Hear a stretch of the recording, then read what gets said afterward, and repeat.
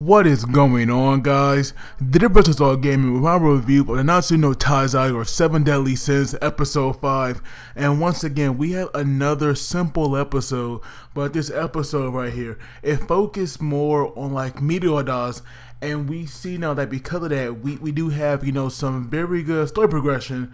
But there is one thing that I wish could happen, and that right there is we could have got more ban time, because now that he's free, I definitely want Ben to do something. And we see now that because of the ending, obviously there will be a fight now with him and between that holy knight Jude. So that right there is definitely something that I'm looking forward to. But the episode itself, it starts off with Golgius. Of course, we all know last episode he did like come into Elizabeth, Meliodas, and Hawk's room with that doctor, and we did learn that the doctor and Golgius they were working together, and we see now that not only did Golgius come here for Elizabeth, but he also came to steal Meliodas' sword as well. And we see now that Hawk, this poor pig, it always tries to act so freaking tough, and we see now that with like one kick, Hawk here was like bouncing everywhere, to eventually, it just stopped.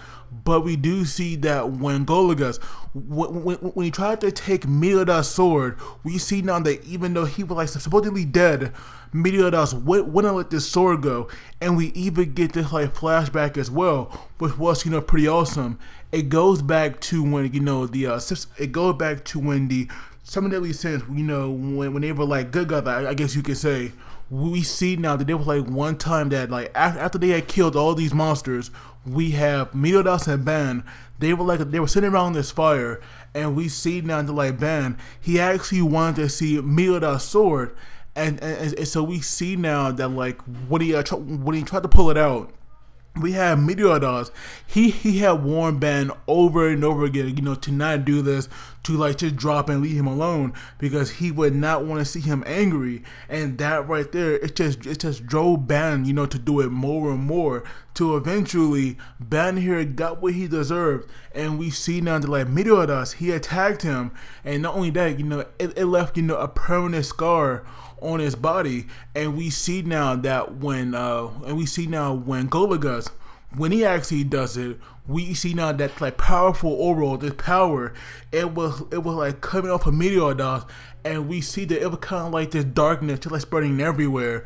But we do see that when Golgius looks at him, we have Meliodas with this like very dark look in his eyes, and he also had this mark on his forehead.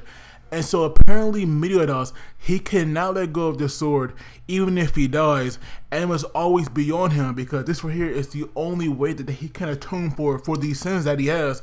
And so we see now Golgius, he was definitely a smart man. He was not foolish. He like jumped out that window so freaking fast. And we see now that like after he left, and when Elizabeth, had talked to Meliodas, he did return to normal. And after that point, he was like updated on the situation that was going on. And so we have Golgius, this guy was just gone. He was like trying to escape, and we see now that like Hawk, he actually had this like pretty good nose, and he was like able to smell him even though he was running away. So Hawk here definitely played, a bit of a big role when it came to like tracking down this guy, because Meliodas, he had wanted to know who in the world, would like order him, to steal a sword, because we all know that every holy night so far, they were only supposed to to get Elizabeth. But right now, this is our first one that was actually targeting Meliodas' sword. So obviously, this sword here, it is definitely like something major in the series, because why else would the Holy Knights want that? It's a broken sword, so you would think that it would be useless, but apparently it's very valuable. And so we see now that like Golgius, this guy here, he is like full of crap. He actually pretended to be a coward and surrendered immediately. And we see now that like when he had raised his hands, he had threw like these blades, and Meliodas, he actually he actually deflected them with ease. That right there was like pretty cool in itself. And we see now that like Meliodas, this guy, he actually like always tried to be a perv, because he said, don't underestimate these eyes that can see exposed panties a mile away. And we have Elizabeth. This girl is just so freaking gullible. She actually asked him if that was true, and of course it wasn't. That right there, is a lie. But it was funny, nonetheless. But we have this doctor who actually, even though in my last review, I did call him a fuckboy because of what he did. He actually, had a good reason for this because these holy knights, they actually, kidnapped his daughter, and so of course, even though he did hold up his end of the bargain, Meliodas, he did not die. And so we see now that Golgius, he was actually acting like he would get him his daughter, but in reality, he was actually going to kill them both because it would definitely be bad if this broke out into some big story about the holy knights who order people to do this. But then again, couldn't he also get in trouble for kidnapping an innocent person? I guess that right there is also why he also plans on killing his daughter as well. But we see now that Elizabeth, she actually felt bad for this doctor and was, caring for him and tending to him, even though it seemed like there wasn't much, she could do. But we see now that what's his name? Golgius. There we go, Golgius. We see now, that he always disappeared and reappeared like he could teleport, but Meliodas, he was luckily able to to sense him all this time, and he was fending him off, which definitely good. But we do see that even though he was teleporting, and even though you guys cannot see it, I am using air quotes when I say that, they could still smell him. So Meliodas, he actually get this brilliant idea, and we see now that they're going to this abandoned home, and so obviously you would think this right here should be the last place they should go into, and we see that eventually they walk into this room that only has one entrance, which is this door, and so we see that apparently Meliodas, it was so fast, you really couldn't see it, but he spun his sword around, and apparently that right there would be a magic spell that could keep him out. But obviously that right there did not work because Golgius, he actually appeared right behind Meliodas, but that right there is what he wanted because he actually fell to the first floor, and we see now that he was trapped by all these broken pillars. And so when Meliodas jumps down there, we actually see now not only did he attack him, but this guy, he went flying. We saw him now destroy a wall when he came out, and he also slammed into another one. And so because of that, we see now that he knew right away there was no way he could win. But like a fool, we have Elizabeth and Hulk run out there, even though they can't do anything. And Meliodas even said, with them upstairs, he can fight without holding back. And so they pretty much hindered him. And not only that, they let Golgius get away, because we see now that he was hitting on this horse that was running away. But I'm pretty sure Meliodas, he knew that it was Golgius on the horse, because obviously why would a horse come now out of nowhere? That right there just seemed too random. But eventually, they go back to the doctor, and we see now that Elizabeth, she was crying, and it seemed like her resolve was broken. But we had Meliodas talking to her, and not only that, he had told her what it meant to be a knight. And we see now in the flashback that that has yet to be explained anime-wise, obviously. But we see now that somebody close to Meliodas, had died, because we saw him hugging that person, and he was crying. So that right there will probably be a very emotional flashback whenever it does get explained, in the anime. But eventually, Meliodas, he was planning on going to the dungeon, alone.